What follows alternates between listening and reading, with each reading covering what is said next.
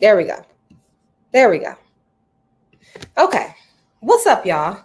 Y'all already know what it is. It is Wednesday, and we talk boxing with your girl, Jasmine K. That is me. If you guys want to chat with me, you're more than welcome to join the chat on YouTube at Jasmine K Boxing or to come in and to talk live with me. Go to Instagram and request to go live. So, there's a lot to recap from this past weekend as well as for this weekend coming up. We got the big fight between Tank versus Frank. I don't know if you guys had a chance to watch the final press conference, but it was definitely entertaining to say the least. Tank came in on one, having fun with it. You could tell he focused. You could tell he's trying to get into Frank's head. I'm not sure if he's been able to do that. However, there was like two things that happened in the press conference. Obviously, what everybody saw towards the end and everybody has up on Instagram is him making Frank flinch. Chance Livingston, welcome back. What's up, Jazz? What's the topics for today? So we talking about last weekend fights and this weekend fight, and anything else that you guys want to add. But I felt like Tank was getting a little bit in Frank's head when Calvin was actually talking, and he kept like emphasizing, we want you to challenge us. Like, we want you to bring it. We want you to come forward. We want you to do all this stuff. To me, he really was revving up the fact that we want you to press the fight. We want you to be the one that's being aggressive. We want you the one to be throwing first. And that is the last thing that Frank wants to do coming into this fight. The last thing. Joshua Alexander, what's popping? First time checking you out live. Well, welcome, Joshua. Thank you for joining us live. I really appreciate it. Frank coming to survive 12. He know he don't got the skill set. Let him tell it. If he come in and he act up, he gonna knock him out. Gonna knock his ass out. Quote unquote. How many of y'all are believing that? Because I'm not. I'm not falling for the bait, and I know Tank isn't. Like I've been saying all up until this point, if I am Tank, I want Frank to press the fight, because what am I best at? I'm best at countering, and we know that Tank is dangerous off that back foot. He still has a lot of power, no matter how much you think you have him on the back ropes, on the back foot, retreating.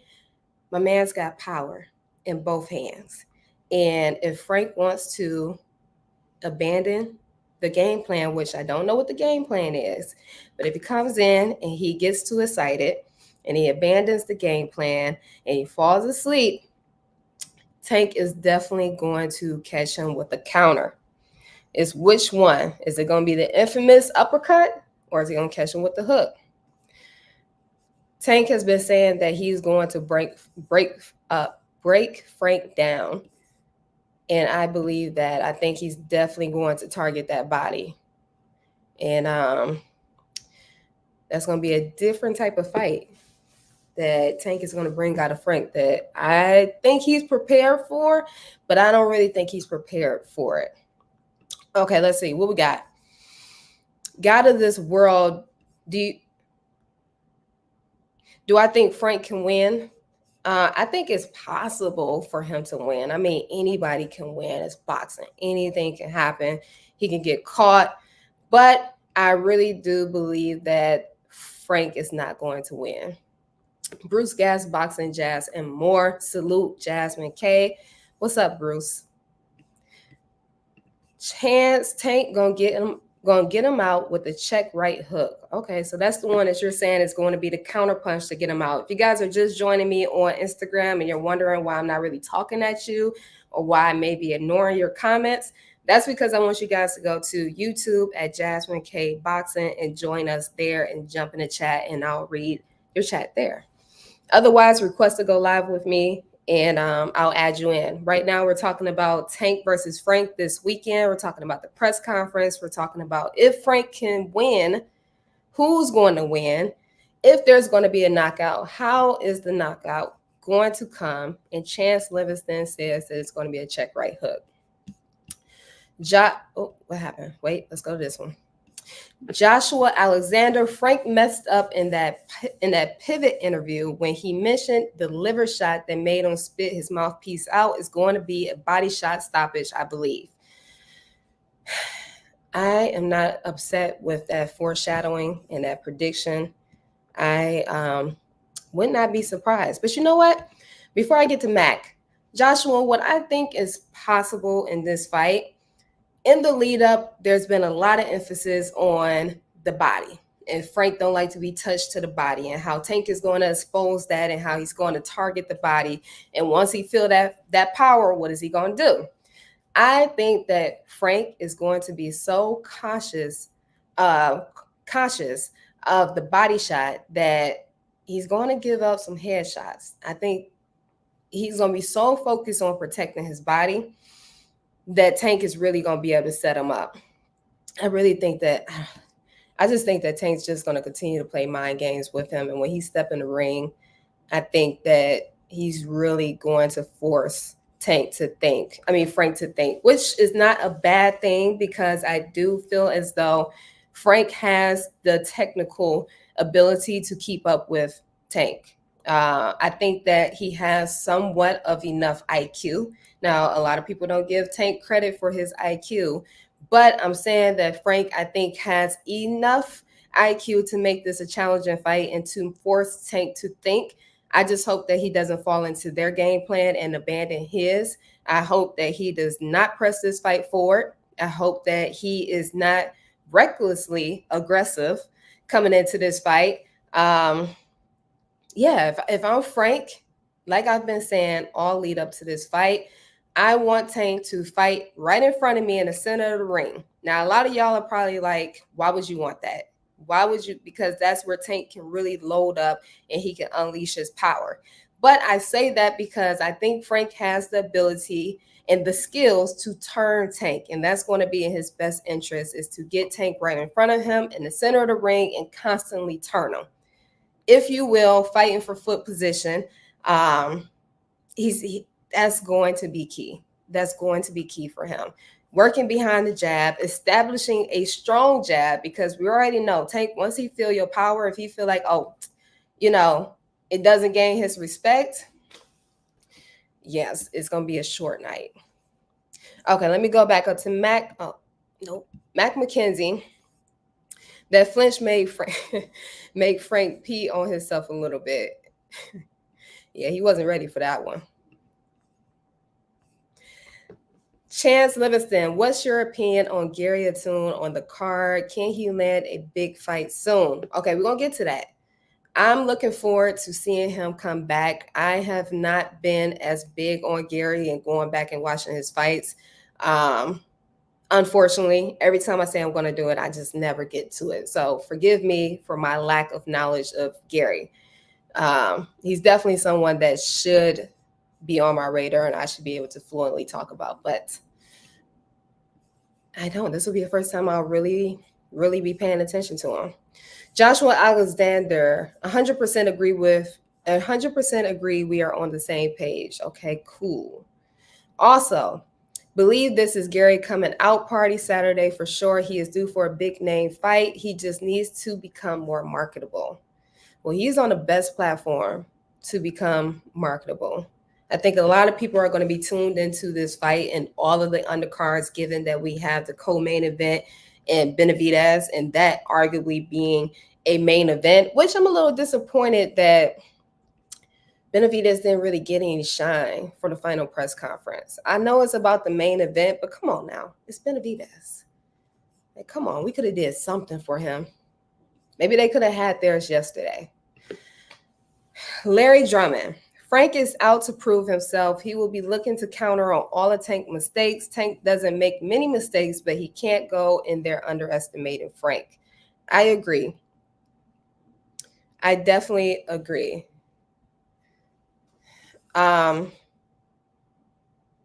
Yes.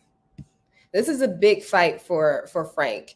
And either way, it's a win-win for him. He's being placed on a platform where he's going to get a lot of attention. He's already gotten a lot of attention and has talked to that point. So, the biggest thing is showing up. showing up for the fight, fighting your fight, win, loss, draw, just sticking to his game plan. But I'm interested to see both from Frank and Tank, their ability. We already know, again, Tank has an IQ.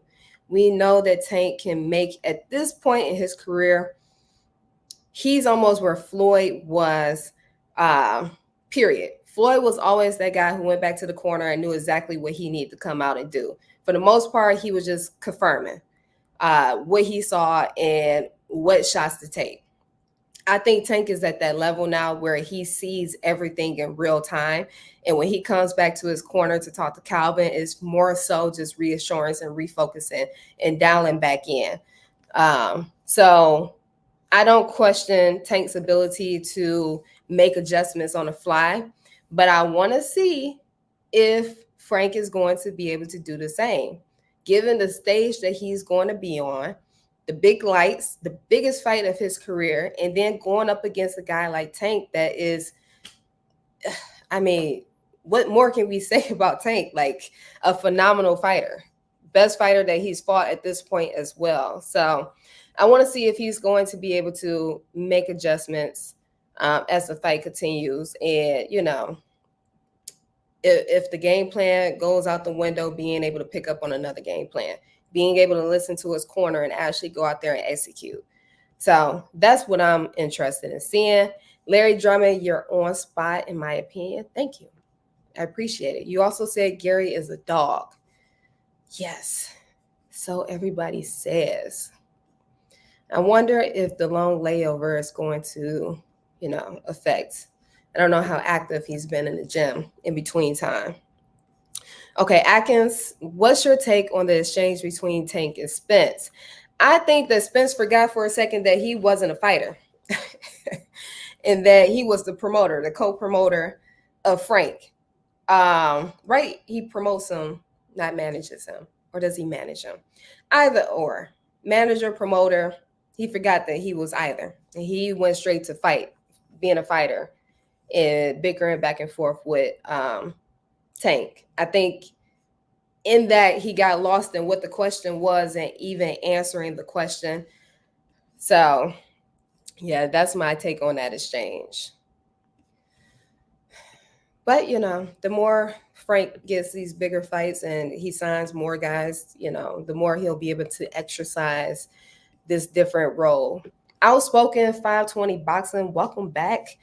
Everybody talking about Tank versus Frank Martin, but people need to pay attention to Super Real Matias versus Leon Pearl, a sneaky, even fight. You're right.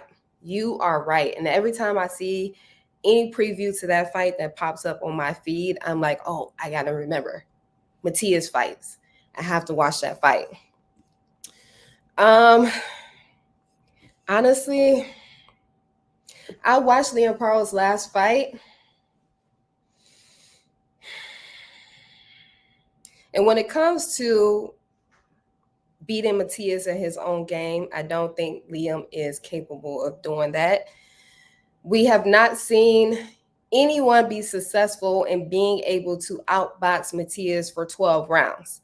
So that is another question mark of mine when it comes to this fight and how far it's going to go and if Liam is able to get the victory over Matias. We'll see. We'll see. I think one of the biggest things from Liam's last fight, if I can remember, was his ring movement. I want to say it was his ring movement, his range, and it's a little cloudy. I can't really remember that fight as clearly. But I think that he has some attributes that would help him against Matias. But we just know Matias, and when you talk about a dog, Matias is a dog. Like, he's going to walk through everything. He doesn't show any respect. So I definitely will be tuned into that fight as well to see what happens with that. But they are fighting in Puerto Rico, even scarier because they fighting in Matias' backyard. All right.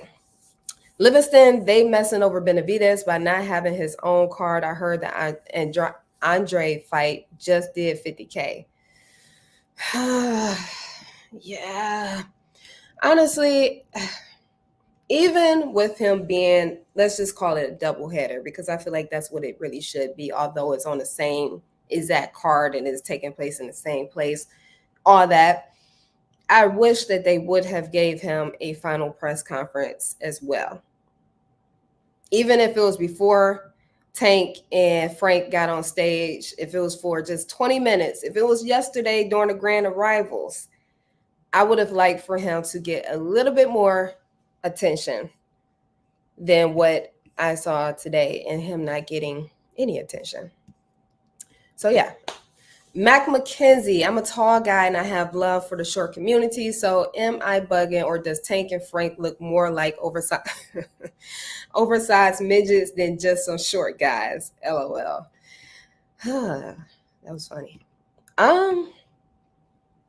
I feel like guys look smaller when you watch them on TV than what they look like in person. So there's that. Tank is what, like 5'3" though? I think it's like 5'3". I mean, it's not the tallest for a man. Can't quite say it's average height, but it's not a little person. Okay. Outspoken 520 boxing. Arrow promotes Frank. Okay. Yes, I was confused as if it was promotional or managerial, and it's promotional. Got it. Larry Drummond, Tank and Spence done has many exchanges on X. Oh, they going at it on Twitter, huh? I have to tune into that later. Chance Livingston, Adams is on the card. Do you think him and Janabek can save the middleweight division? Janabek for sure. But these are guys that, outside of the boxing community, I feel like, okay, we got some people requesting to come in. My guy, Mike Brill, let's get him in here. In the boxing community, yes, these guys are known. I'm not sure what it's going to take for them to really get on that stage and to be stars like what we're seeing right now. And maybe that's just them landing a big name fight that the casuals know. Mike, what's up? I don't know why your thing, it had you talking fast like a robot. Oh. But what's good? I'm in here. What's up with you? Nothing much. We got, if you guys don't recognize the voice, we got Thrill Boxing on. I was on my live, and then I was like, hold on, Big Jazz on here. Let me hop on hers real quick. Hey, you know what? I should have sent you the link so you could have came in on the YouTube live. What you do yours on? Stream? Yeah. Word. Do that. Right. Put me on there because I don't want to get off my phone. Okay. Let me see this. You could DM it to me on Instagram. Nah, I'm on my computer, so I don't know. I'm not that tech savvy. I feel like I'm gonna have to email it to you. What's your email? Or can I email a number? Okay. MY. Hold on. Okay, say it again. MY. BHALW96 @gmail.com. Okay. Yeah, because I was just live on my Instagram. But yeah. Somebody said this tank look locked in. All right, I think I just sent it to you. He having fun. He is. He definitely out there looking like he having fun. The workout, they doing the media workout right now. Tank hop in he like rolled in the ring playing around. Okay. What Kenny or Kenny would but yesterday I guess he gonna stay around and take pictures with the fans for missing out. Yeah. That's what's up. Let me know what you sent it. I'm gonna join on there. I sent that. Corey Williams confirmed that Tank is 5'5". Yeah. He's definitely a good 5'5". Tank the only one. Corey, Tank the only one going at it. Errol just supporting his fighters, something Tank accused Floyd of not doing. Yeah, got a point there. So what's your predictions for? Obviously, I know you're going for Tank, but what are your predictions? Wait a minute. What you mean, obviously, you know? Okay. Mike, you're not going for Tank? Yeah. Okay. Why you saying it like that? I mean, come on now, because I know you know boxing, so I know you're going for Tank. Yeah, but also I am going for Tank because I think he better, and I'm a bigger fan. But Frank from Detroit, so I'm just letting y'all know if he was to win, I'm gonna hop on that Detroit Frank from Detroit train for sure. Oh my gosh. I'm on that. He is, and I'm from Michigan, but I'm still rocking with Tank. Yeah, I definitely think Tank experience, his speed, footwork. He just got all the things to beat him, and it's gonna show that he's been on this level, and show that Frank just got on this level. And it's gonna be clear. Definitely. Definitely. You know what? To that point, you don't see it. Let me see. Yeah.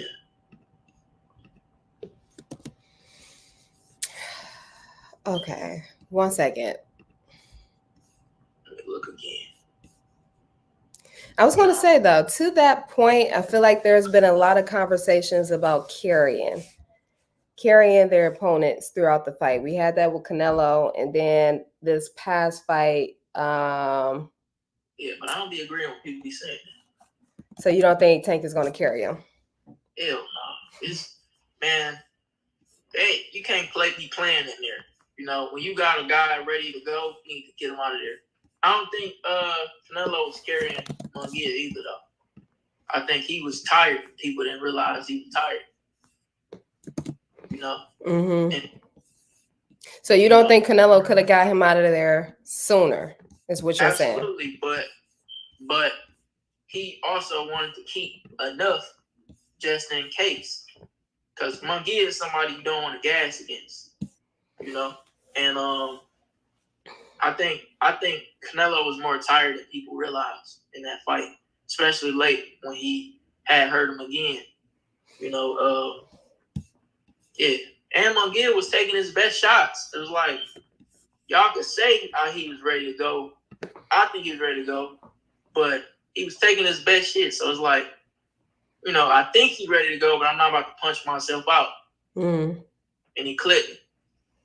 I don't know if I agree with that. I just sent you the link. I just DM'd it to you.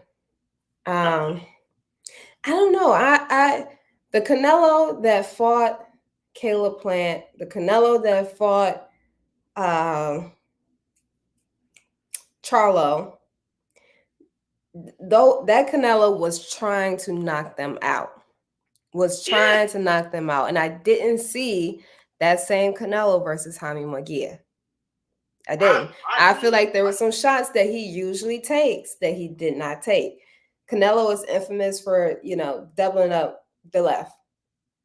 That's true. And he made Munguia drop his hand several times and he never finished it. Yeah, that's true. But also in those fights, Munguia was the only one that had power that was bothering. Munguia was catching Canelo with a little bit of stuff, so he didn't want to overcommit to nothing while he tired. I think that was all it was. I don't think he was carrying him. Because it did look in the 12th round, it was 12th or 11th. It was a round where it looked like he could have packed him up and then he locked Munguia up. But like I said, I felt like he was a little more tired than people think. Canelo always had conditioning issues. You know what I'm saying? Yep, we had Larry Drummond speak to that, saying Canelo has notoriously got tired in the middle to late rounds of his fight. Canelo fights in spurts, is what Corey Williams also said. Exactly. Yeah, Canelo, but even when you can see those moments, hardly fights full rounds, like. Yeah, but you know what? And even more to that, okay, he was trying to save a little bit in the tank to prepare for what Jaime Munguia may throw at him because he was catching him with shots, and we know Munguia throws flurries of combinations, and he just keeps coming. But I feel as though, what point was I going to make? Oh, coming into the fight, I thought that he wasn't going to throw as many punches. He doesn't really have the highest output, and he threw more. So was the conditioning really a thing in this fight, or did he just? That's what I'm saying. He threw more, he landed more, and he still wasn't packing Munguia up. So it's like, because he was carrying them. I know I'm not about to stop him, so I'm not about to empty the clip. Like I'm not about to, you know. So you don't think after he knocked him down that he wasn't thinking I can get this kid out? He even said he was slow. He said he was slow. At that point, yeah, he thought that. At that point, of course, he thought he was gonna stop him at that point. But when it get 8 rounds later, and it's like, damn, he still ain't gone. like yeah, he said right. He's still coming forward. Stop a mid fight. I don't know though. The fact that like he said that Munguia was slow and that he was slower than like he already knew that he was slow, but he was slower than what he expected. I feel like that also was low key saying he's slow and I could have countered him. I didn't know he said that, but yes. Did you think Munguia was slow in that fight? I didn't think that Munguia was slow, but I think what he was saying in the sense of like he leaves himself open a lot. So not necessarily like with his activity, but him being able to see the counters in real time and like he could have made certain counters. And I think that's the part that he was saying that he was slow. Yeah, but it's like I think Munguia, I don't see the slow part, to be honest with you. You know, he had a lot of energy coming in. Even when he's hurt, he still got a lot of energy. Even when it seemed like Munguia a little gas, he still push. He still push. And he works in spurts too, you know, Munguia. So I wouldn't really say he was slow. And you know another thing in that fight, Munguia footwork was a little better than I thought it would be. You know, I thought he wouldn't use the ring like he did. He was moving a little bit. I was a little surprised, to be honest. I thought he was gonna get stopped, and that made us, even though he lost, he got cooked. I gained some respect for Munguia in that fight. Okay. Because if you watch the Derevyanchenko fight with Munguia, Derevyanchenko looked like he was about to stop him at one point. And then he just always find that extra, yeah. So yeah, that motherfucker tough, man.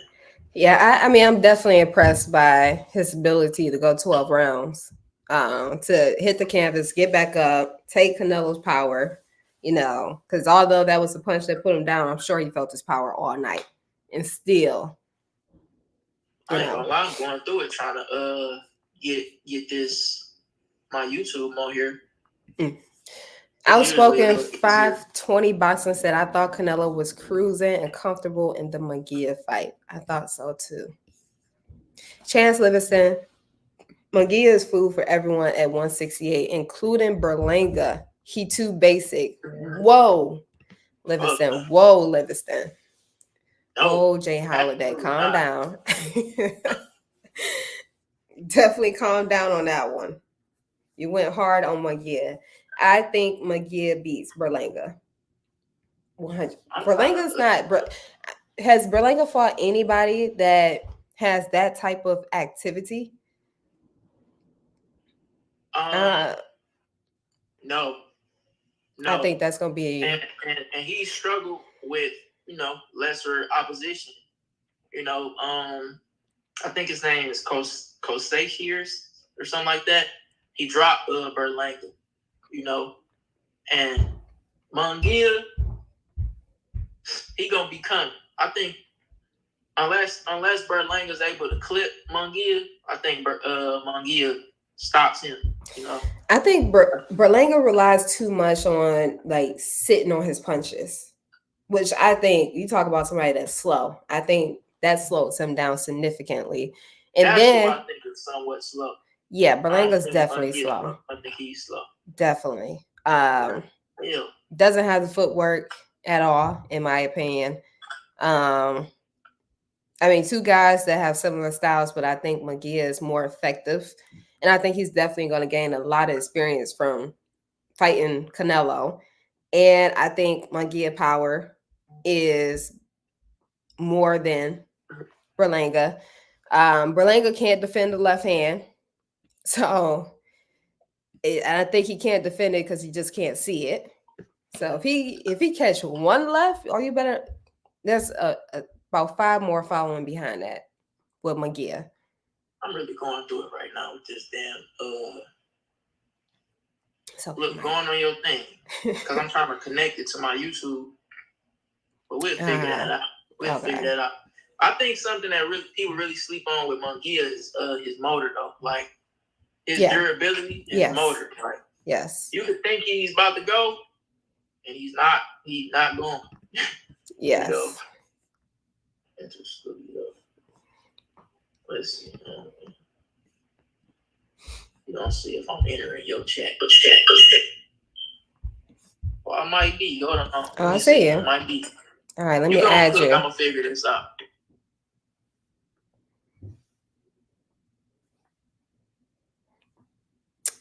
Let's see here. How do I?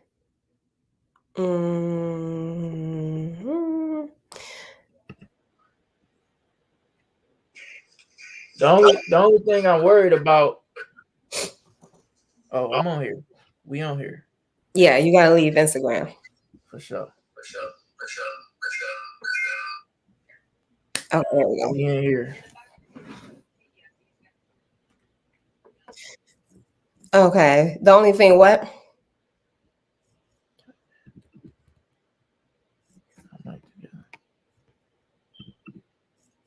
Can you hear me?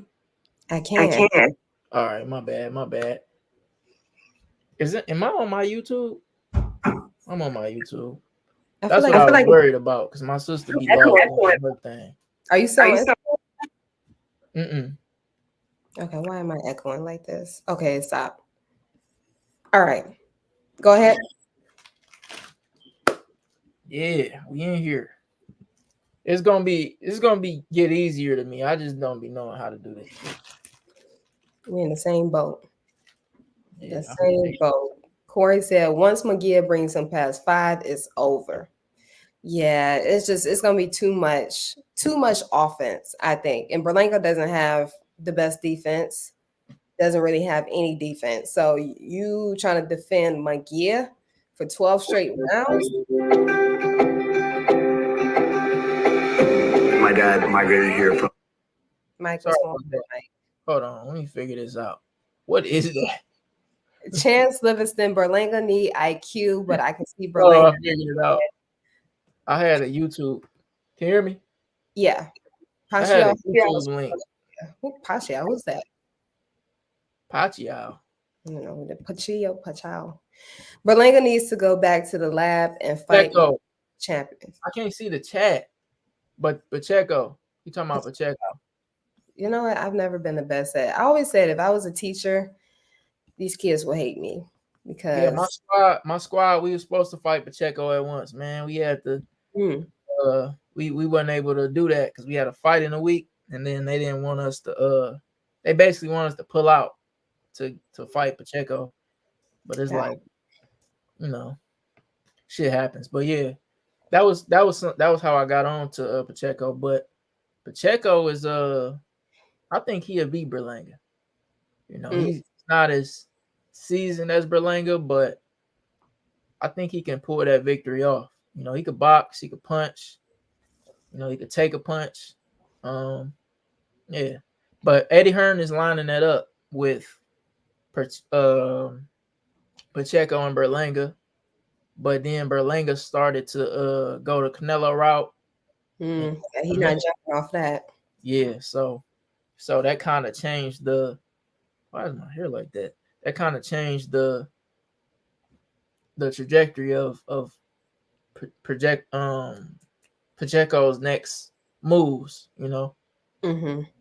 Good fight. Berlanga would be Boo Boo, but I think Boo Boo went back to 160 because he like this nigga Benavidez is big. He like Benavidez is big. I'm going back now. He realized he couldn't hurt Benavidez, and he was like, "Yeah, that's what I'm not doing." But you know what? I feel like you can't be defeated by one fighter. Yeah, but one fight could tell you a lot. It can. It One can. fight, a I feel lot. like he can compete though at the super middleweight division, even still. Me too. I think he could beat Merlanga. Definitely. I think not saying he will, but I think he can possibly beat Caleb Plant. I look at that as a Really? Wait, who? Andre. I think that's a good matchup for both. I don't think that's a lopsided fight at all. I I think given the way that Plant fought against Benavidez, and given both guys fight with Benavidez, I'm going to give Plant the edge. Oh shit, I was muted. Yeah, you gotta give Plant the edge because of opposition, activity. You gotta give Plant the edge, but Boo And Boo, Plant's slicker, yeah, much slicker fighter. yeah, he's slicker while being busy. Andre Andre's slick now. Andre is very slick, but he's not as active as Canelo. I mean Plant. Philip while being slick. Yeah, yeah. You got, I I think Plant will pull that one out. yeah, me too. But like I said, I don't count Andre out in that fight I at don't all. either. I don't either, but I think I'm gonna give him also the edge because of the experience that he's gained from fighting Benavidez and from fighting Canelo. Yeah, Like I think he made similar mistakes in both of those fights.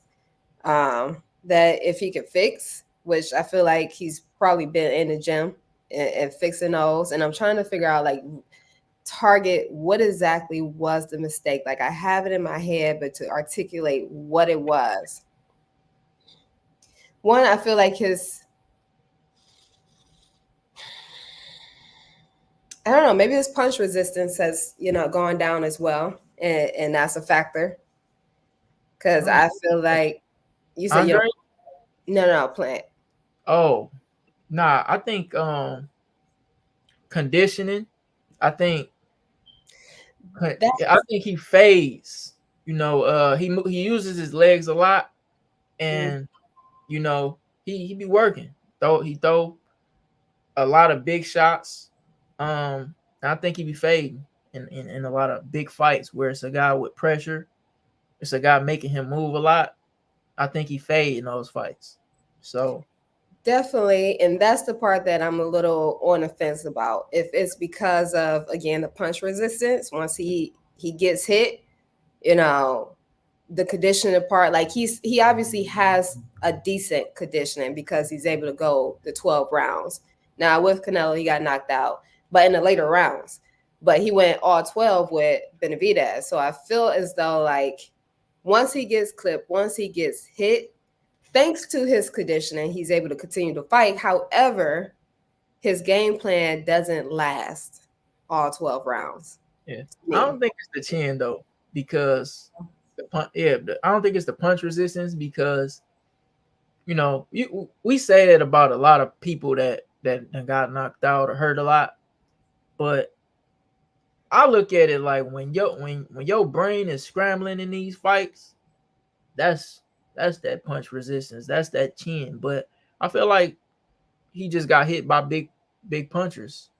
You see Benavidez didn't stop him. I think if he was chinny, you would have that would have got bad. I just think him fading, like I said, it's all in that movement. He moved too much. He thinking, he throwing a lot back, and that mental pressure. It's like it's like it remind me a little bit of Tony Harrison. Like like a lot of people, they just feel like he chinny. I felt like the conditioning had a lot to do with it as well. His chin definitely suspect, but I felt like in those later rounds, you got to know how to dig for that extra. You know, Plant. It's like he has that, but he don't dig. He don't got that to dig for that extra. Um, you Yeah, know, yeah, I feel yeah.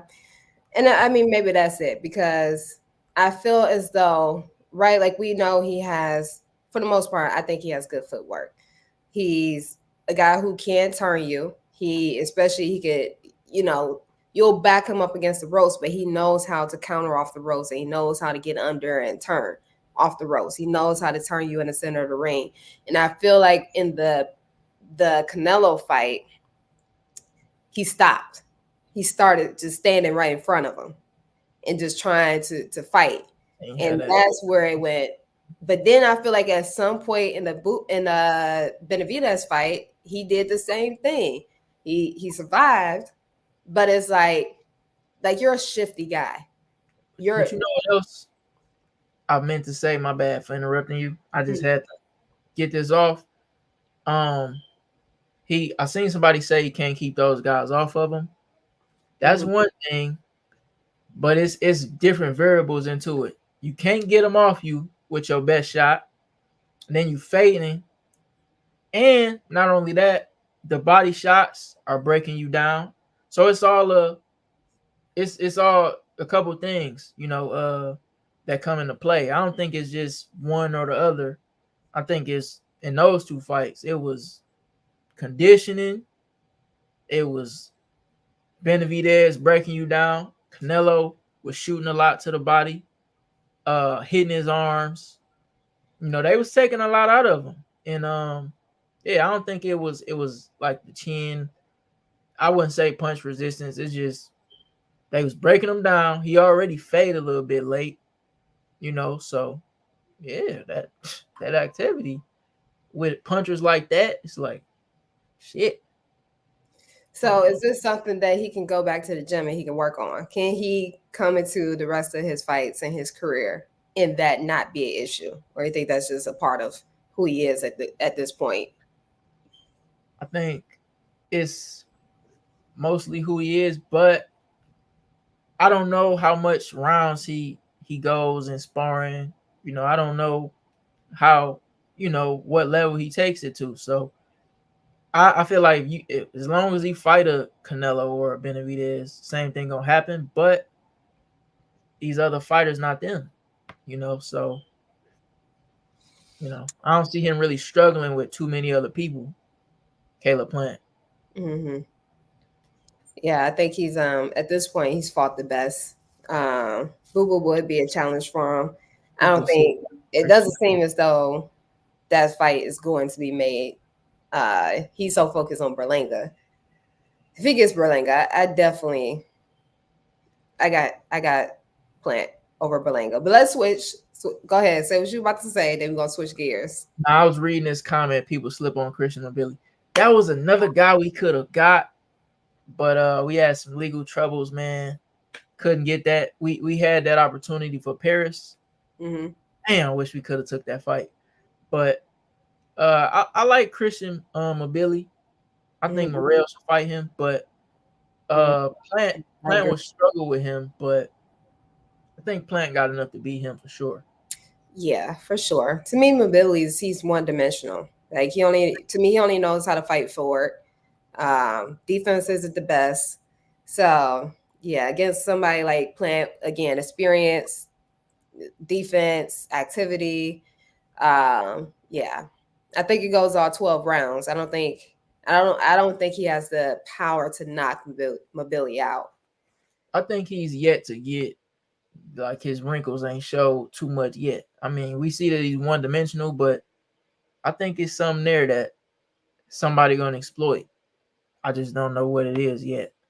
I think it's really, yeah. And if Morrell fought him, I think it'll get exploited. For sure. I had posted that and I tagged both of them. They both reposted it, but it never happened. I'm like, damn, thought we was about to get it. Yeah, I mean, Morrell moving up too, so who knows? Yeah, Morrell is chasing Benavidez. For some reason, he think Benavidez is sweet. That shit might bite him in the ass, but it might work out for him. We gonna see. But I think he's probably chasing Benavidez because he know Benavidez not gonna keep backing down. Like, I think he knows, like, I could chase him because I know he not about to duck me. Like, but I think that could backfire on the real. Definitely could. It would be a good fight either way. But yeah, I'm gonna ride the wheels off on Benavidez for that one. But a great fight for sure. Great fight. All right. We talked about Tank. We talked about Frank. Even threw some Benavidez in there. Let's go back to this weekend and this weekend's fights with yeah, ShuShu. Who else I'm forgetting? It was a couple other Tucker. Uh That one. you missed that one? Johnson. Yeah, I mean, it was kind of similar to his last fight. I feel like he exposed himself a little bit. He fights with his hands down. And I don't know if that's just because he knows that his opponents, like, he's that much more confident in his abilities over his opponents. And at this point, and who he's fighting, he's better than these guys. But I'm like watching him as he continues to climb the ranks, like these habits that he's starting to develop out of comfortability, I think he's going to get knocked the hell out. You talking about who you talking about? Tucker. This is I first. thought you was talking about Tiger. Oh, Okay. no. Yeah. Good fight. Yeah, Jai. I ain't gonna lie. I was scared to put him on my parlay. I'm gonna just be real, because his defense is leaky. Yeah, it's like non-existent. Like he shows glimpses of being able to move, but it's just he fights with his hands down, and I'm not a fan of that at all. His heart, though. I do like his heart. Yeah. Tiger Johnson needs to flip the switch like Bruce has done in the last few fights. What do you think about that? Does he have the ability to flip the switch? Is the question. I think his power. He know that his power ain't that. I used to think it was until he start kind of stepping it up a little bit. And Tiger power ain't that. Be honest. I like him though as a fighter, but he's not gonna be stopping those guys at the top level. He could beat them, but he's not gonna be stopping them. Agreed. So in comparison to what? It's easy to say flip the switch, but you gotta have the power to flip the switch. Yeah, and not be so caught up on trying to show that he got power. Yeah. But as far as ShuShu, I was impressed by his fight. I feel as though he was able to he was able to show more of his abilities, more of what he has in his bag this fight. And that's been one of the biggest things for me, is wanting to see more out of him, knowing that, okay, I'm sure he has, the abilities to turn it up. He has the ability to be multi-dimensional. And I think in last Saturday's fight, I was most impressed, and Timothy Bradley said it often, was his mid-range game. Like, defensively, I felt that was the slickest that I had seen him fight defensively. But like he was rolling punches and he was standing like right there, ready to counter. Was landing short shots in the inside. I feel like he showed us that he has power. And I say that he showed us that he had power because he was able to connect with those short shots and do damage with them. And it wasn't a whole bunch of loading up. And I don't think he had to be in the best position either for this power to come out. So that's why I say I saw that he had some power. Yeah, I was impressed. I was really impressed. I can go. I really like Bruce, but I do want to see him fight a certain caliber, just so I know more about how he fares with those guys in the top 10, top 5. I do want to see him fight some top 10 guys pretty soon, especially if you got who in the stands. Right. You know what I'm saying? Like, right. It's easy to say I want to fight anyway, but you gotta. I want to see him fight some guys first, because for sure. I jump in there right now. Right now, yeah, he definitely get bad. I think he's on the road to getting that fight I'll say in about 2 years. In I weighs think that's 31. Yeah, in weighs 31. Um, ShuShu's 27. So I feel in about 2 years, Inway still I think will be at his peak. Definitely will still be as mature of a fighter, if not even more seasoned. And I think it gives ShuShu some time to sharpen up his tools, like you said, to go up against some guys. It's going to like test him out, see how he compares. I think he's definitely ready to take on a top 10 opponent in his next fight. I feel like he definitely is ready for a title fight. If he doesn't get a title fight, I think put him in the ring with Ray Vargas. I think put him in the ring with Rabasi. Put him in a ring with who else? Who else is at that division?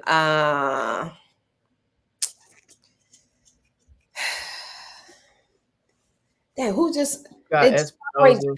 signed Got Espinoza. Mm-hmm. Ray Ford is leaving, but that wasn't gonna happen anyway. But Ray Ford leaving. Mm-hmm.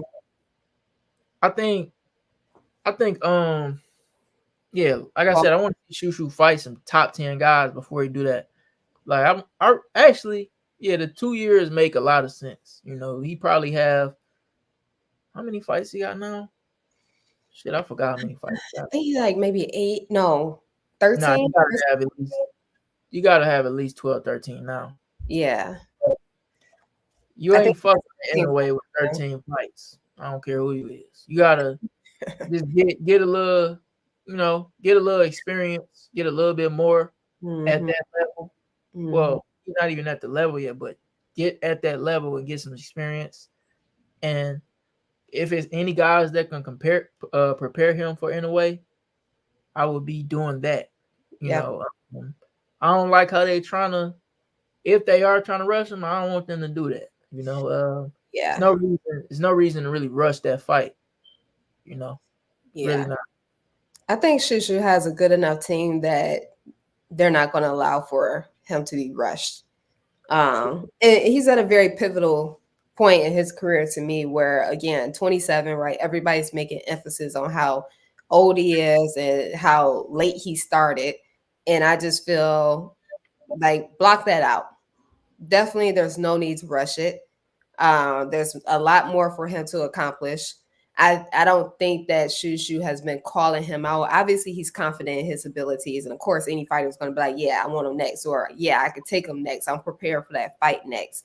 But I think it's more so of initiating the chase, initiating, I'm on your ass. In the next couple of years, like, I'm going to be ready.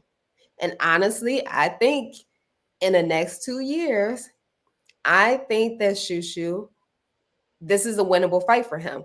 And I think it's a winnable fight because of attributes that I see in his game and his mentality. ShuShu is a very disciplined fighter.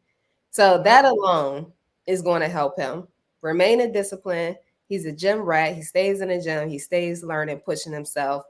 Now that he's at DLX, he's getting crazy. Like everybody's going through DLX now, whether they're preparing for camp, whether they're coming to spar, they're coming to train.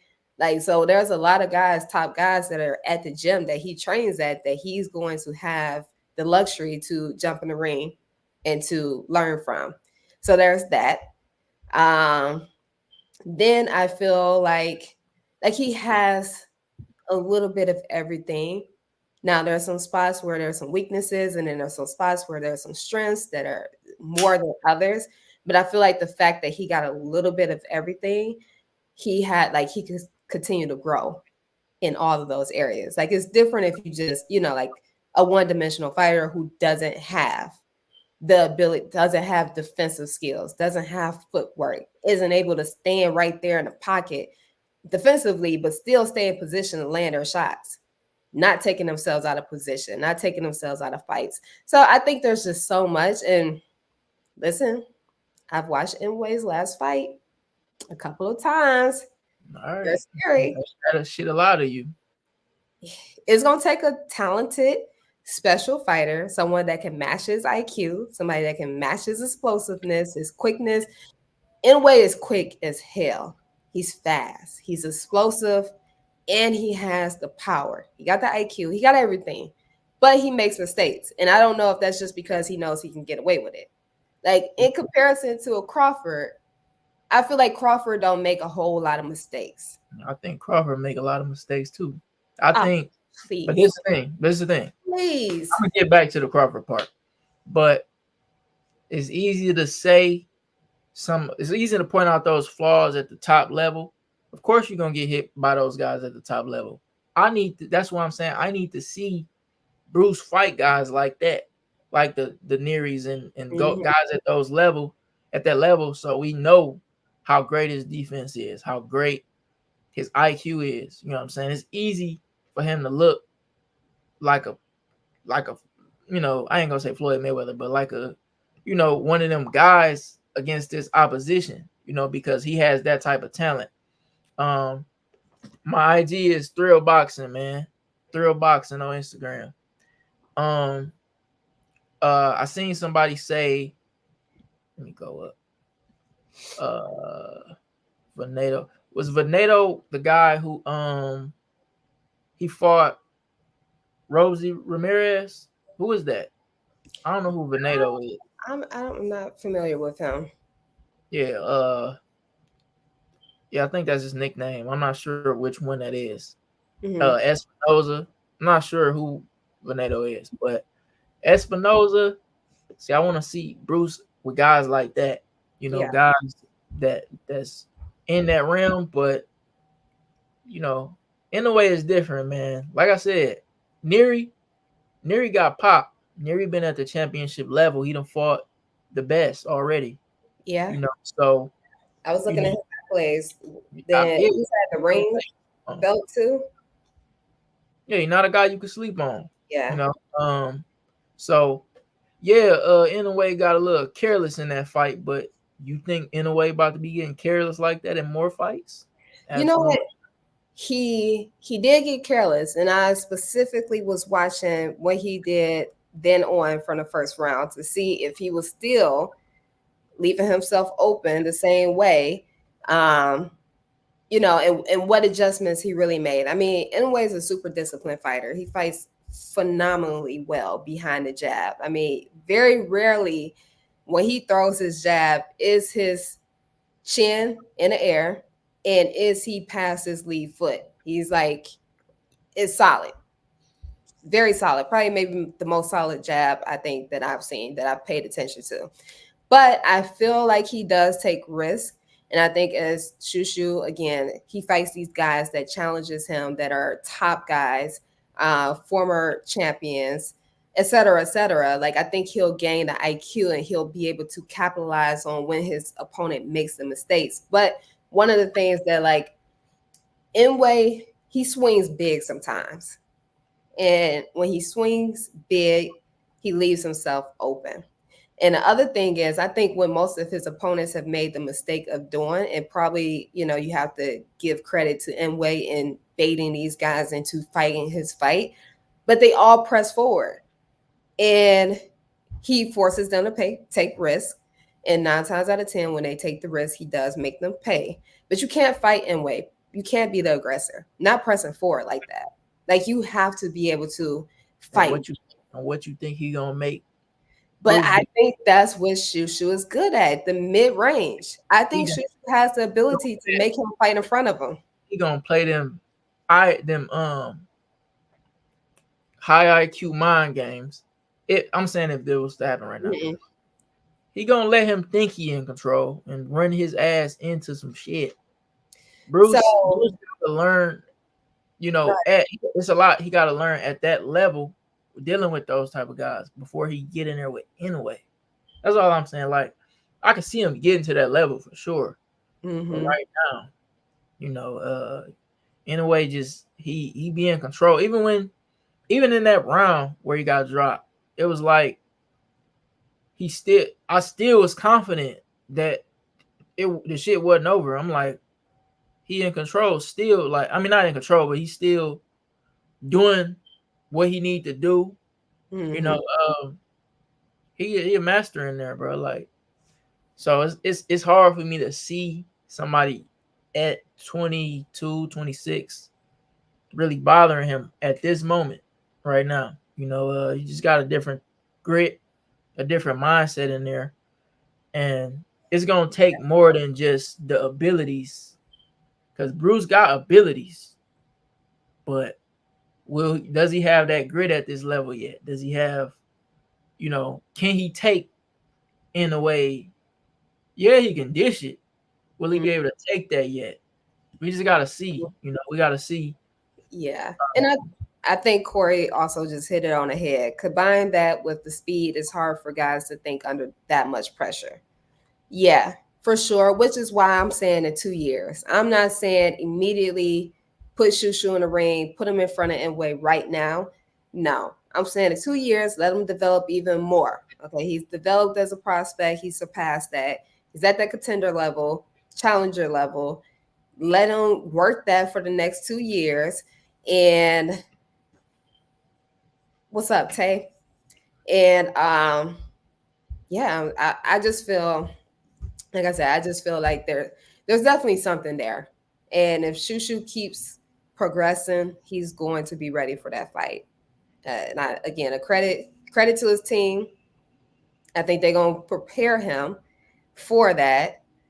But I think I strongly believe. I got one more question to ask you about ShuShu. Let me grab a water, but I got one more question to ask you about ShuShu. Okay.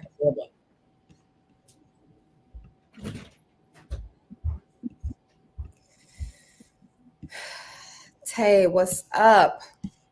What else you guys got? In the next 2 years, do you guys think that ShuShu is in a better position to take on Inoue, and not just take him on, but actually win?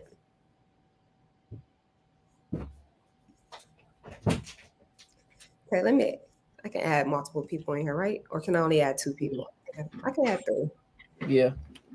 But okay, so people ain't like this tweet I had. And I said Raymond Ford beats ShuShu right now. I said right now, heavy on the right now. But I said it ain't like that. What would you say to that?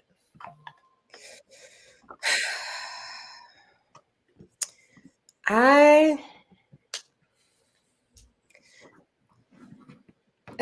gonna say ShuShu has the ability to beat Raymond Ford right now. Yeah, of course, the ability. But I'm saying if it happened right now. I think it could. Call me crazy. I think it could.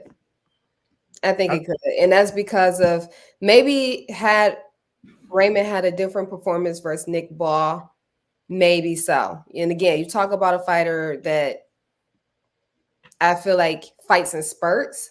Raymond Ford to me fights in spurts. And his last 2 fights, he waits to the later rounds.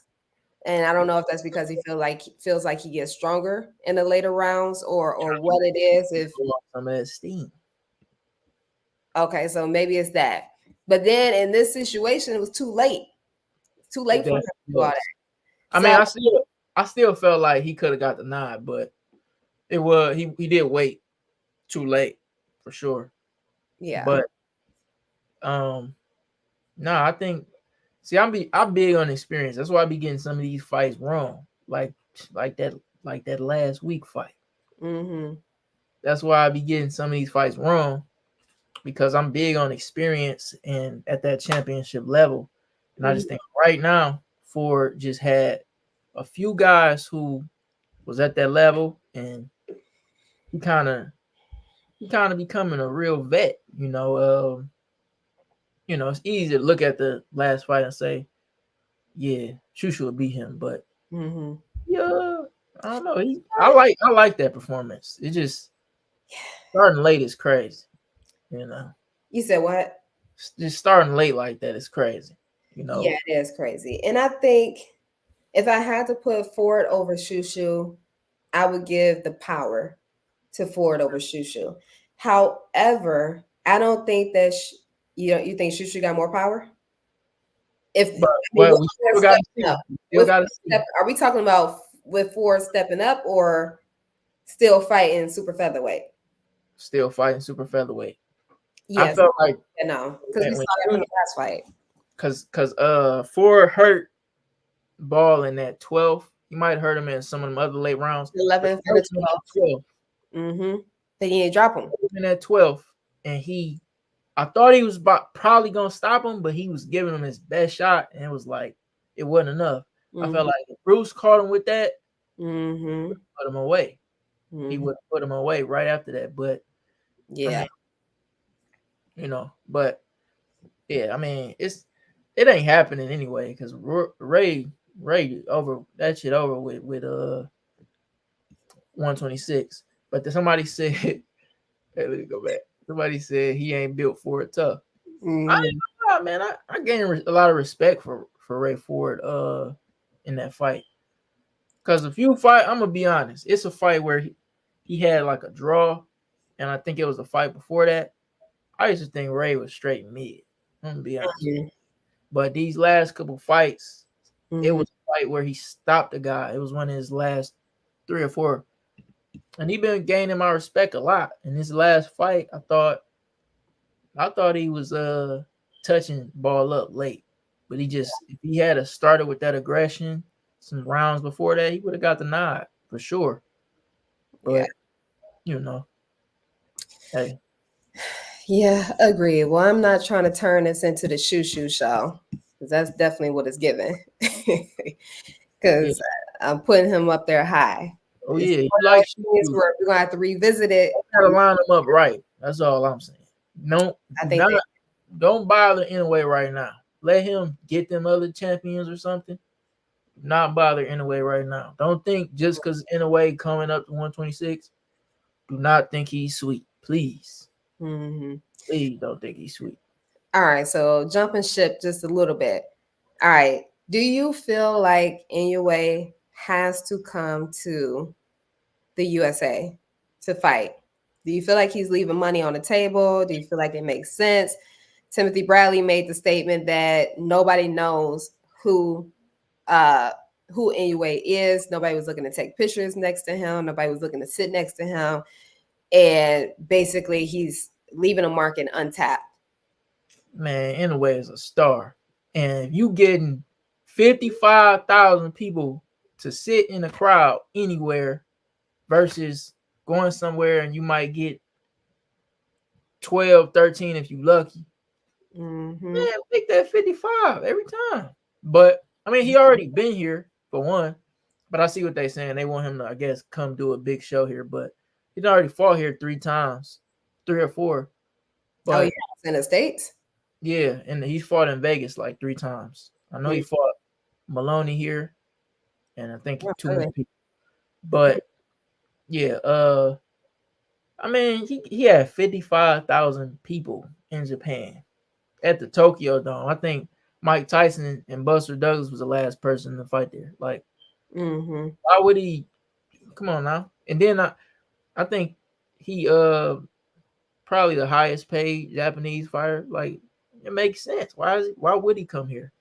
Unless it's a big US star or something. There's no point of coming here. Here's a twist to that though. He brings a good majority of fighters from out of their country to come to his to fight, which to me is an advantage, especially when you're leaving the States and going over and fighting in Japan, which is how many hours plus? Over 12 hours. Whether you go a month before and you set up shop and you start training, whether you go a couple of weeks before, there's an advantage there. There's definitely an advantage there. So obviously he's the A side and will be the A side for a very, very, very long time. So he gets to pick the shots. He gets to say, if I want to fight here, I'm fighting here. It makes more sense. I'm making crazy money here. But I think that is an advantage that, could we convince him to come here off of that? Probably not. However, I also feel as though, okay, you got 55,000 people that are sitting in a stadium to watch you fight. on top of people that are also at home that are supporting you, on top of pay-per-views that, well, streams, because he fights on ESPN Plus. I don't think that was a pay-per-view buy. Could you imagine though, even if maybe 55,000 isn't going to happen in the States, his very first fight coming back? But what about all those people that are in Japan that want to see him fight and want to support him that will buy a pay-per-view fight? And then you're fighting in the States, and let's say you're fighting a big name. So maybe you're selling out 30,000, 20,000, not 55,000, but 20,000 on top of pay-per-views from the States because you got an American fighter with a name.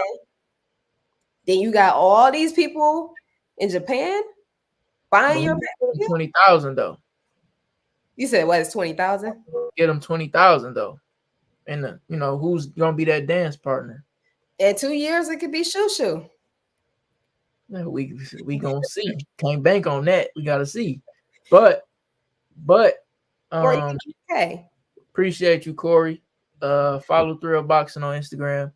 But no, you said it's an advantage that they going over Japan, all that, right? Right. Mm-hmm. It would have been the same if Inoue fought Fulton in Philly. It would have been the same thing. It would have been the same thing. I'm gonna say that right now. If he fought Neri in Mexico, if he fought Tapales, wherever he from, I think the Philippines, it would have been the same thing. But I don't think that got. Fulton may have not went out the way he went out though. Now he was in there. I like Fulton. But I ain't like how he was in there. He got in there frightened. I'm gonna just be real. He got in there, and I thought, and I was one of them. I'm pushing that 50-50 line. I didn't really think that. I'm gonna be honest. I was pushing that line, wanting to believe that, but I didn't really believe that. And I was trying to push that 50-50 line because of Fulton size, but nah, he got in there and it looked like he was terrified. I didn't like that. And if he fought and if he was in Philly doing that, I just didn't see it being any different, to be honest. But maybe not with those guys, but I definitely feel there's right. It's hard to see because of the performance that they put up against him and the performance that he put up against them. But I do believe that there's a slight advantage. I do believe there's a slight advantage. I mean, it could be an advantage, but this is something you sign up for in this game. Like, you gonna have those fights where you gotta go to somebody's territory, especially at that level. You gotta know how to do that. Literally any name you throw at me, I could tell you. Not any name, almost any name I could tell you a time they done went in somebody's territory.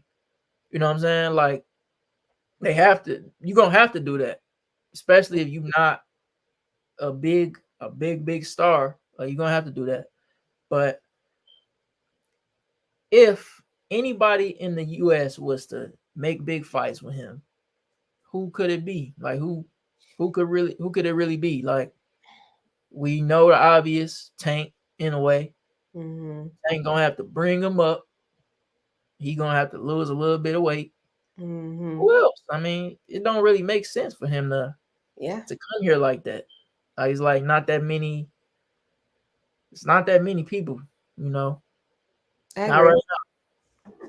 So he gonna be seeing him in Japan with the 50,000 for sure.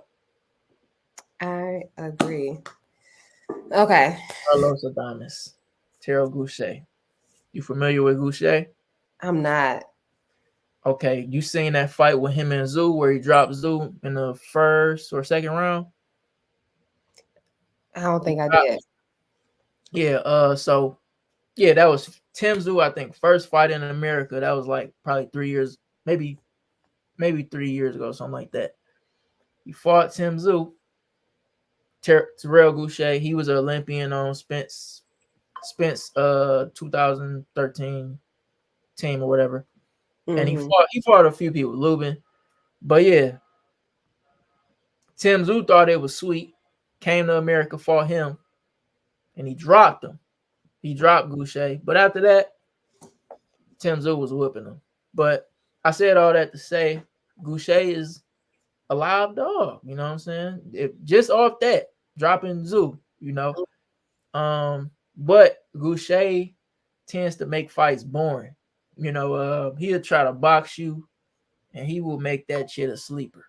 And I think it's gonna be up to Carlos Adames to to make him fight or walk his ass down.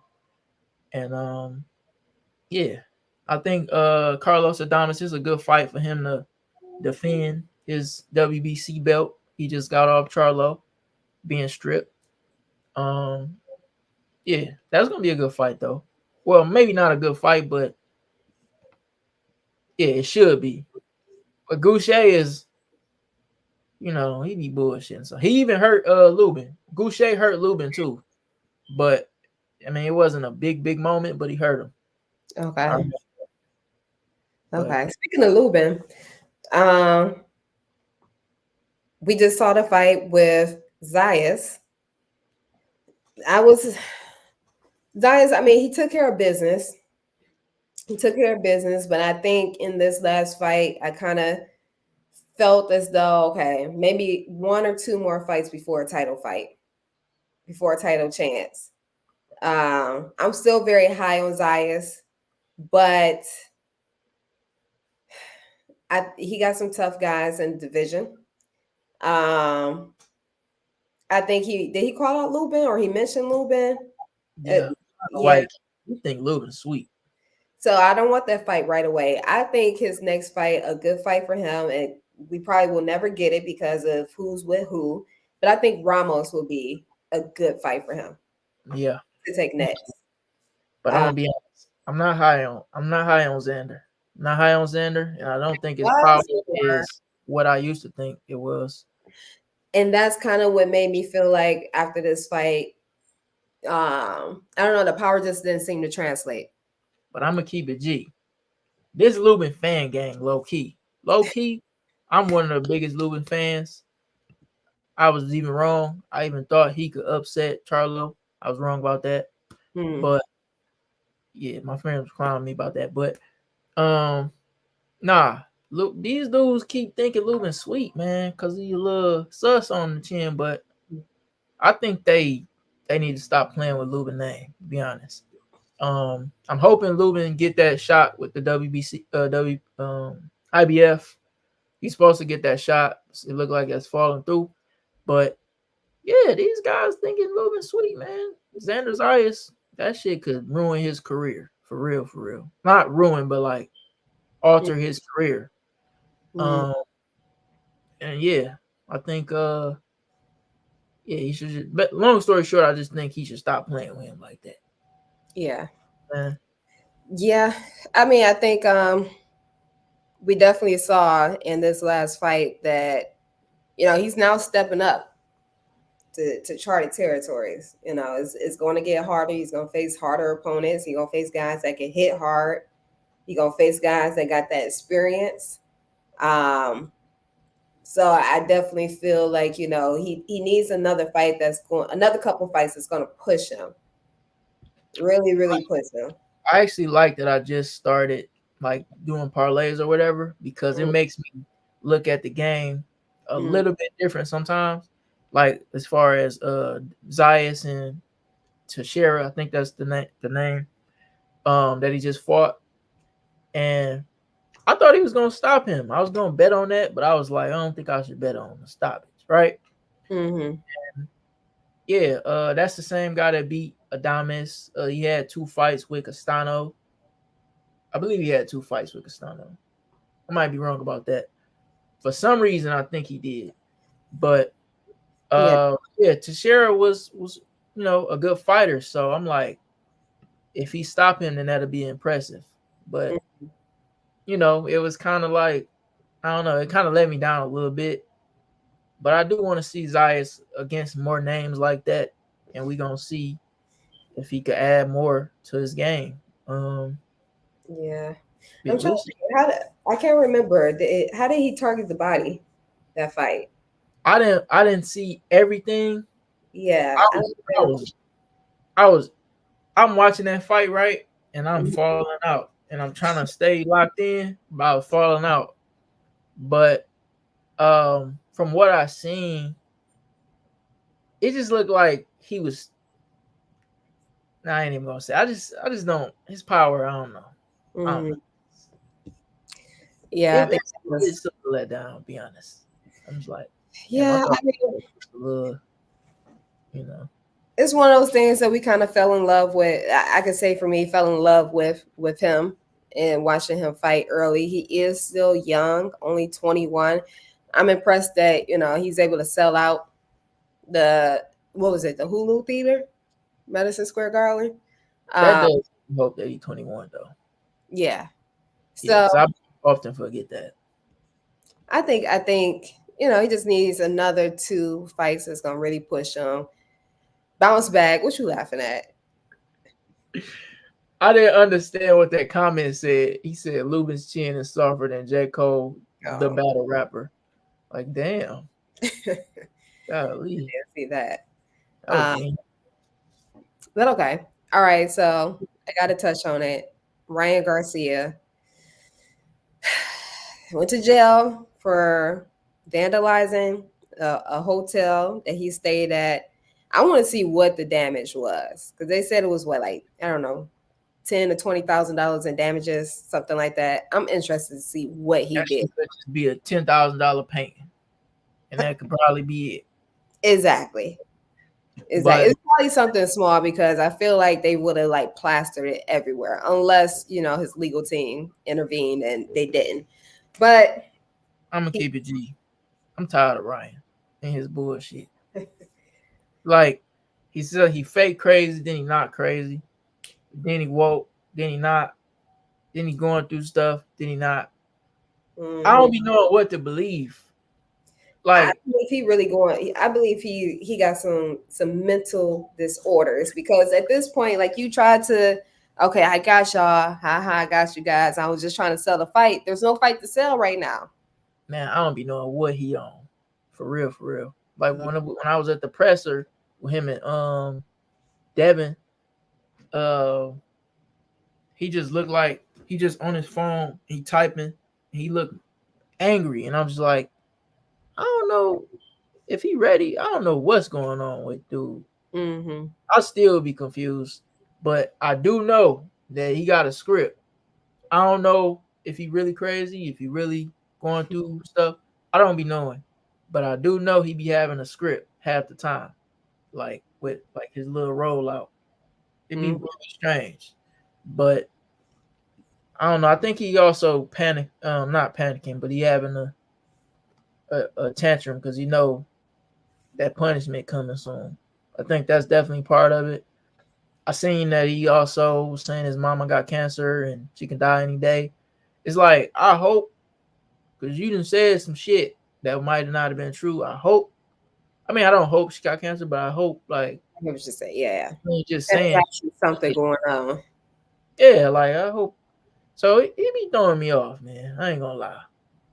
I Yeah, need him get that band, get his mind right. Get that suspension, get his mind right. Cause I really thought it was gonna stop. I thought it was going to stop after the fight, and I think he gonna crash out and burn before yeah, before it stops because there's nobody can control him. like people shitting on Bronner, and it's like Bronner, man, he a fool, but Ryan's showing worse signs to me. Like in the Yeah, next 10-year span, I feel like he's showing like worse. It could get yeah. worse. You know, And honestly, I feel like it's the same where you see actors who jump into these roles and they actually possess themselves to be these characters.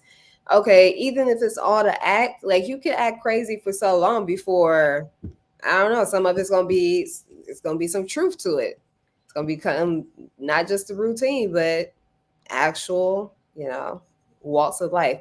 I just think that I'll I be mean, one. I don't like to joke about mental health, but I definitely feel like there are some ticks, some little things about him that gives off. he actually has a real mental disorder. Then his family is also starting to speak out on it too. So I think that kind of makes me feel as though like it's actually something going on. I be wondering how much of it is roid rage or substance abuse or what. Because I told you this before. I'm like, I don't think he crazy. I think he got a couple things that's like mixed together. I know he got a fucking attention problem because I got an attention problem. So I seen that. Nah, his is OD though. Yeah, I seen that part. But I'm like, if you mix that with other shit, it can be bad. So, I'm like, hey, he's a complicated dude, But I think somebody he needs some real people in his corner Definitely. because that he could crash for sure. He could definitely crash. Not can. He's about to. He's about to. Yeah. Yeah. I think he one big episode away from Did you talk about my boy AB? We didn't talk about one toothless AB. Oh.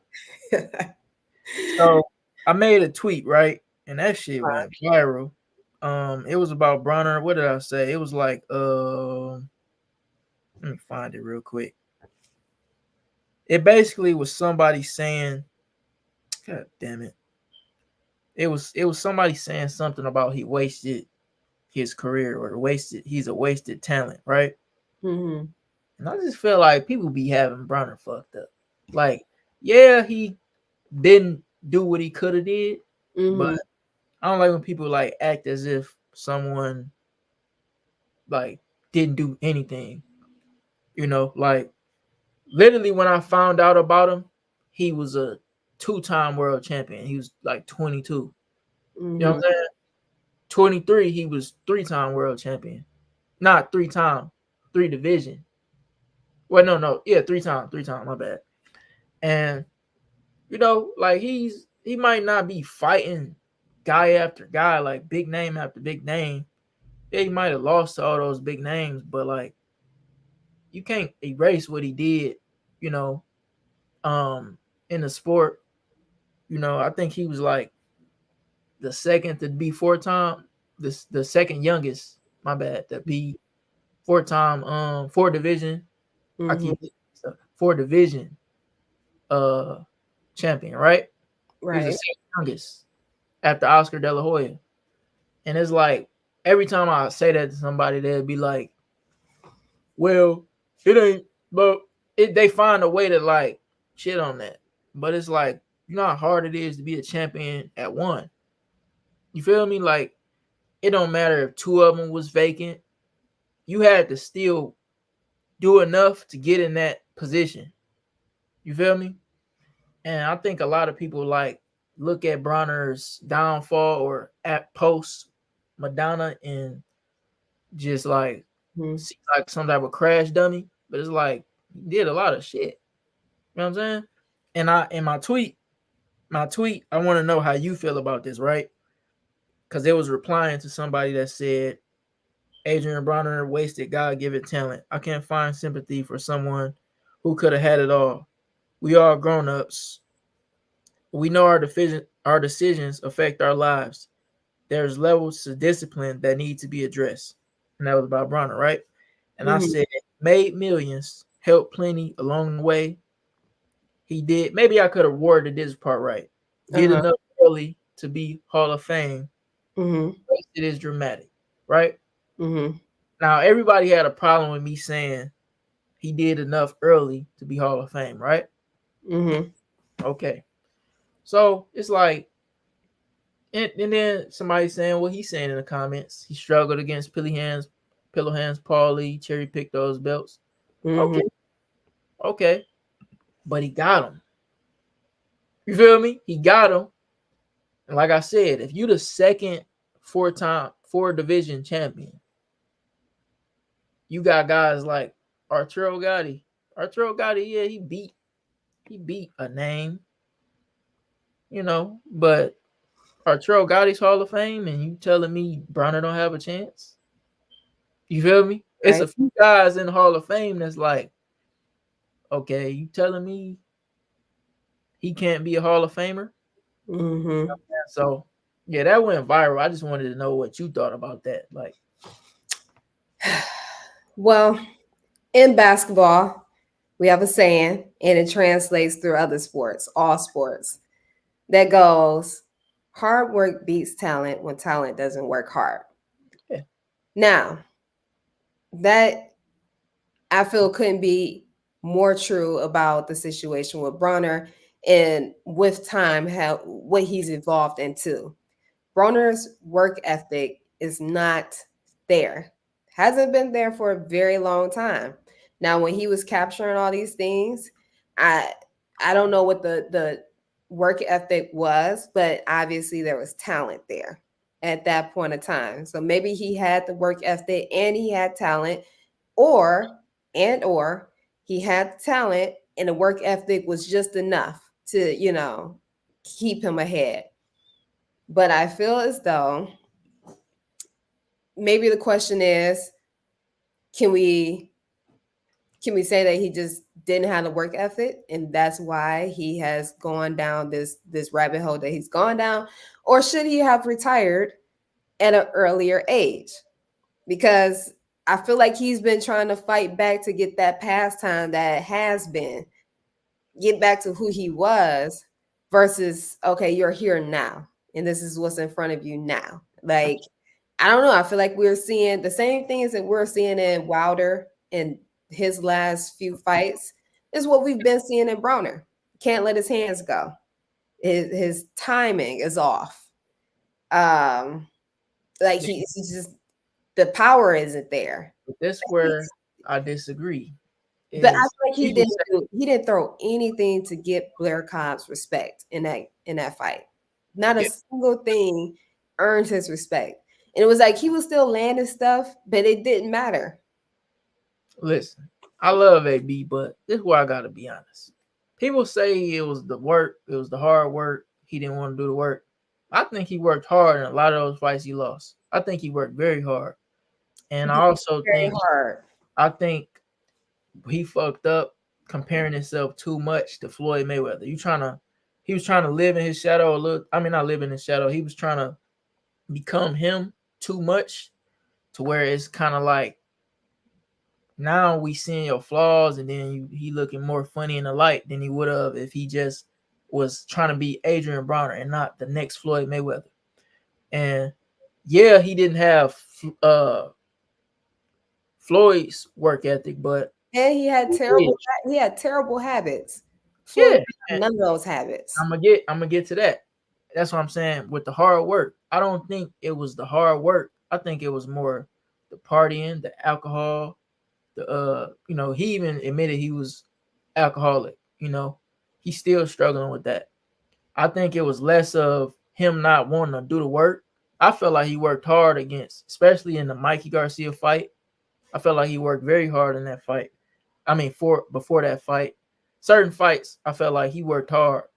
And I think even the Madonna fight, I think, yeah, he was just partying months before that, but I think I think he worked for that fight. It showed in his conditioning, even though he got fucked up. Like I felt like he worked hard in a lot of those fights he lost.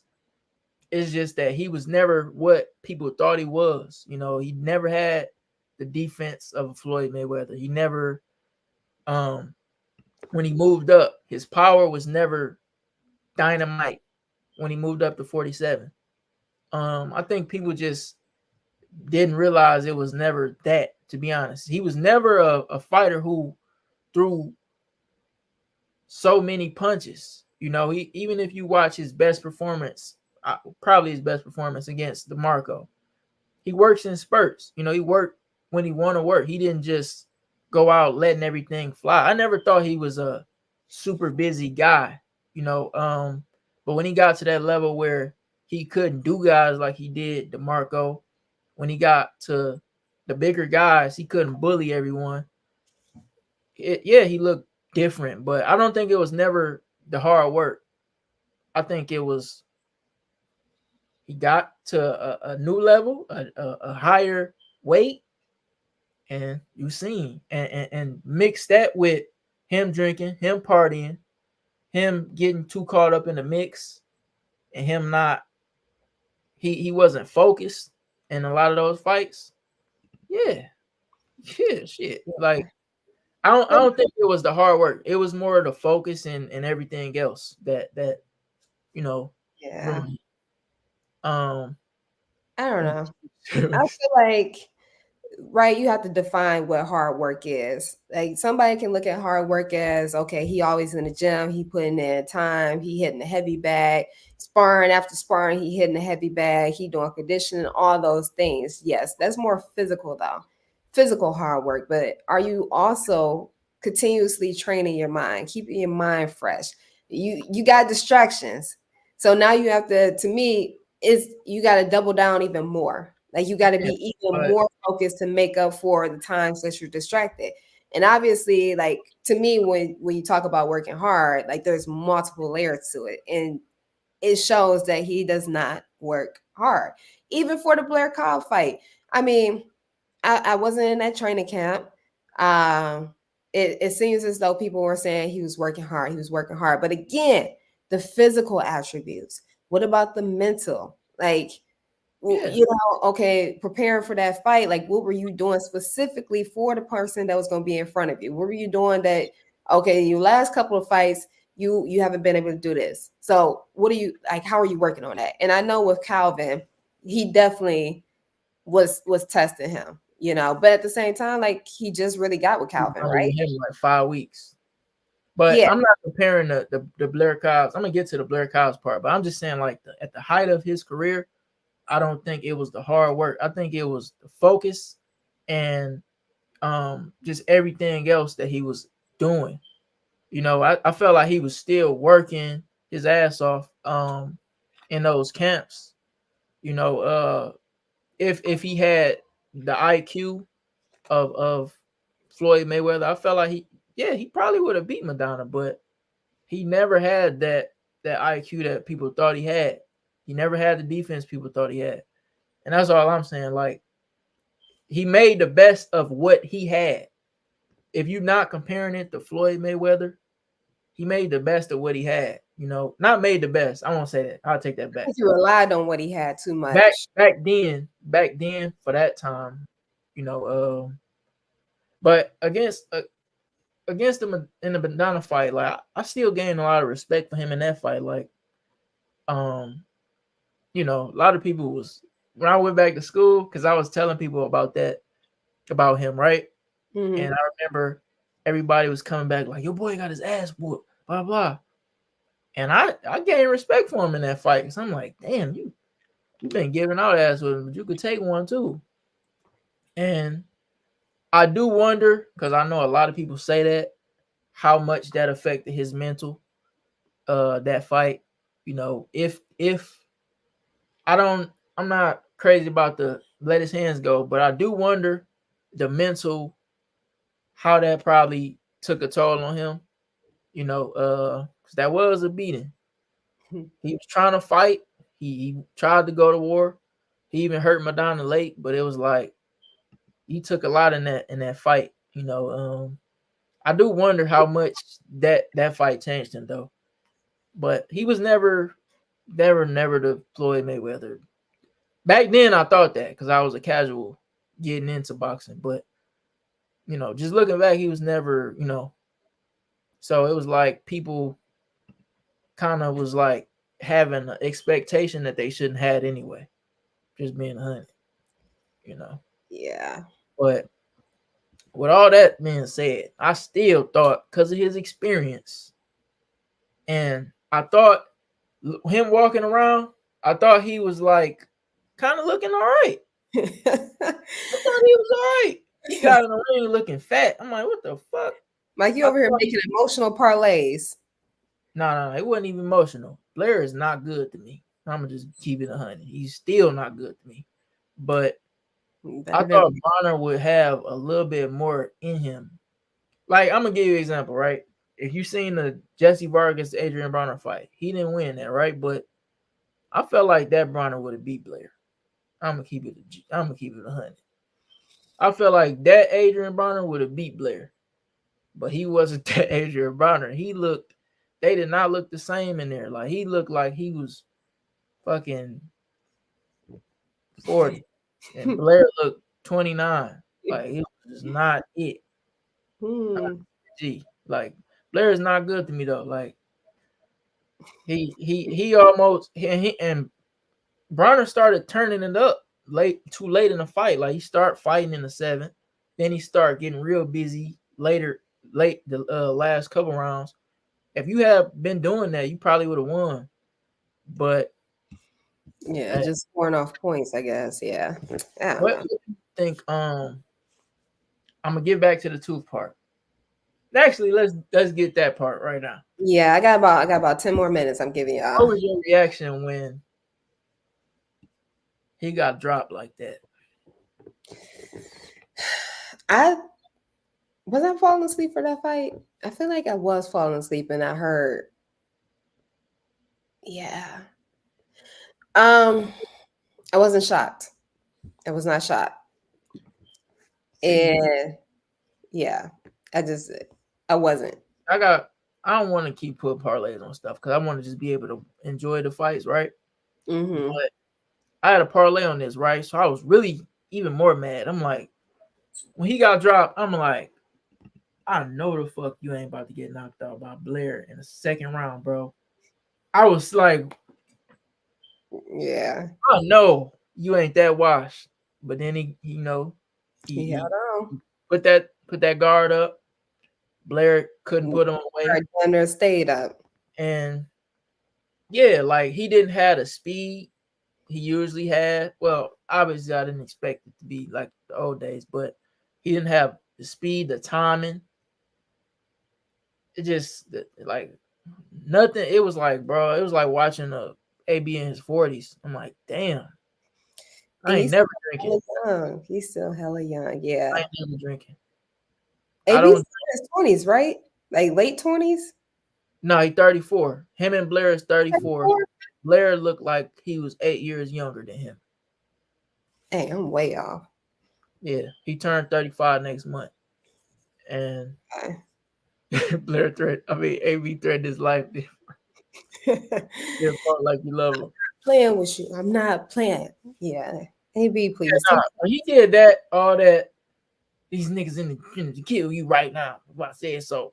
And when he did that, I was like, I think I fucked up with this bet. When he did all that, I'm like, what? Like, what are you trying to prove? And I was just golly. I think it's wild that Blair is talking about he's not fighting boots for less than 400,000. Yeah, I think he been offered that. That's what's crazier. I think he been got offered that. No way. Because 400,000. That's how I found out about Blair like 2 years ago. But right before he got beat up by Alexis Roca, he was like at Boots fight or something, and he was at Boots fight, bothering him like he want him next. I'm like, who the fuck is this? So that's when I start looking into Blair, and I'm guessing probably sometime maybe last year. I don't know. I'm just guessing when it was, but I feel like it wasn't too long ago that Blair offered that. I mean, Ennis probably called his bluff. You know, I don't think he just. You think the offer was made to call the bluff? Huh? So you think the offer was made to call the bluff? Yeah, because so before offer, they really were trying to give him 400,000. Blair is like a sparring champion. He always talking about who he was beating up in sparring. He say he was whooping on Ryan. He say he whooped on Danny Garcia. Say he whooped on Ennis in sparring. He says that about everybody, right? So I think like shortly after Blair kept calling him, I think Ennis probably did reach out, because I was wondering like why is Ennis not doing nothing about this? You know? And then I noticed like in Blair's interviews, he wasn't saying Ennis' name as much. So I'm like, he probably did reach out, and he probably didn't take the fight or something. Yeah. But And I don't think it was a real offer, because you're thinking about like before now, if he offered 400,000, how much was Boots making? How much was his purse going to be? Yeah, Two. but Cody said he got offered the in his fight for like 300 or something like a year or two ago. So it's not crazy.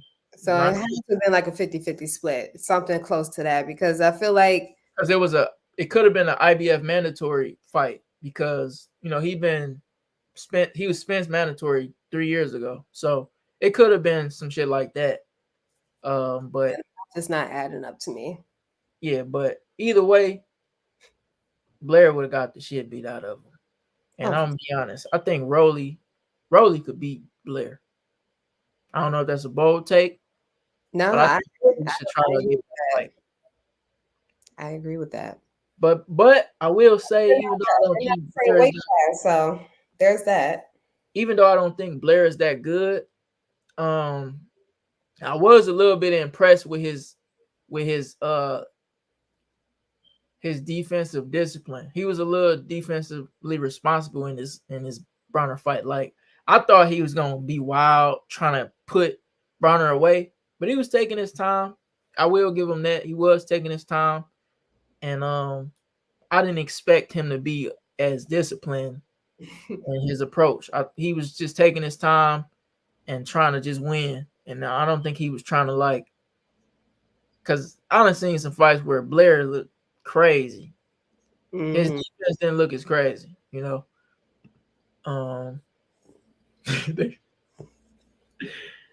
I seen 50 Cent say his next fight go be in the streets. Working with Don King is crazy, but I understand Bronner is in a different era in his career because working with him is crazy. Right. I think Bronner fucked up a lot of other opportunities at this point, so it's like not that many places for him to go. Mm-hmm. So, he had a bag. He had a bag for Bronner. So, but working with Don King is crazy. That's a lie. When I was little, that was how I knew Don King. Was him allegedly robbing Tyson. I said, I'll never fuck with him. I was little. I'm like, I'll never fuck with him. Mm-hmm. Yeah, I'm surprised he's still in the game. He's still kicking. Kicking. What do you think Bronner, because he said he's not retiring, what do you think he can do, from here? Nothing. I got my thoughts, but I want to hear yours. What do you think he could do for the rest of his career? What do you mean, outside of fighting, or to keep him inside to fight? To fight, what can he do in the game at this point? Nothing. It ain't gotta be. I'm not saying against champions. I'm just saying period. Fight prospects. I don't know. Even prospects. I feel like I think he don't have great options, but he got a few. Meaning he could become a gatekeeper, no disrespect to Zab, but on some kind of Zab shit. Zab got to a point where he was the guy that they put in there. He was a name, a legend, and he became that guy. Or it could be worse, where he could be a guy who really getting in there to lay down, and he could really become that guy. Or like you said, he could. I mean, the prospect thing is kind of the same as the Zab Judah thing, somewhat, almost. Zab was fighting champions though in the later years, but I think at his the best option for him if you want to win is to fight journeyman. He could get some journeyman, have some club shows, some nice, decent club shows, and keep fighting 20-10 guys, 20-7 dudes. That's so pointless, though. At that point, he's doing it just to stay relevant and get it checked. It's not pointless if you need the money. Shit, he could still be making some money fighting, some guys he can beat instead of getting in there with the Rollies and the Brian Normans and shit, Possibly. Yeah, I think he could because I done seen some guys just go that route, like Austin Trout. Austin Trout started losing the big fights, and he got to a point where he was fighting lesser guys and he was beating them, doing like in club shows and shit.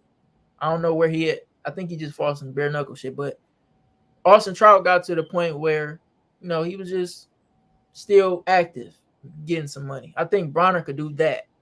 I don't think he can. That 5-time shit is over with, but unless it's like some super cherry pick shit, but I think he could still get some wins, is what I'm saying, in his own way. Feel me? I think the biggest thing he got going for him is him still being able to talk a fight up. So if anything, try to land a couple of big fights, and after that, just wipe your hands and find something else to do. Because I mean, even if he take the smaller shows, it's like, can you make more money quicker taking maybe 2 big fights, basically laying down, or take a bunch of smaller fights, lesser money.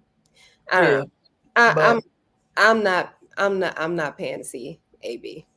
But if I'm his homie, I'm going, let's just do these. You throw some events like this Don King shit. Throw some events. Don't have the top guys. You ain't gotta fight the top guys. Just go out like that. He can definitely make. But the more fights that he lose, I feel like people I don't know, people haven't obviously people are still on the bandwagon, but I feel like the more fights he take like this, where you didn't talk a mean game, you didn't call the goons out on Cobb and everything under the sun, and you go in the ring and you perform like that. It was nothing that he did that would make me feel like, oh damn, this was a close fight. But somebody else, he probably gonna get it. Now I feel like I'm calling you bluff. Anytime you talk shit, I'm really just like, AB about to get in this ring, get his ass whooped. Yeah, but that's if he fight them guys. What I'm saying, if I'm his homie, I'm going like the nigga he fought last year named Billy Hutchison. That dude was a bum, but he was like 21-7 or something. No, I'm lying. He was like 21-2, something like that. That was a good record. And that guy, Bronner beat him 10 times, right? So what I'm saying is Bronner could easily do that for the rest of his career and just, probably make 20, 30 for the rest of those fights. You get what I'm saying? Just to keep getting money. But as far as fighting top guys, that ain't it. That shit ain't it. Bronner needs to start doing some poker tournaments or some shit.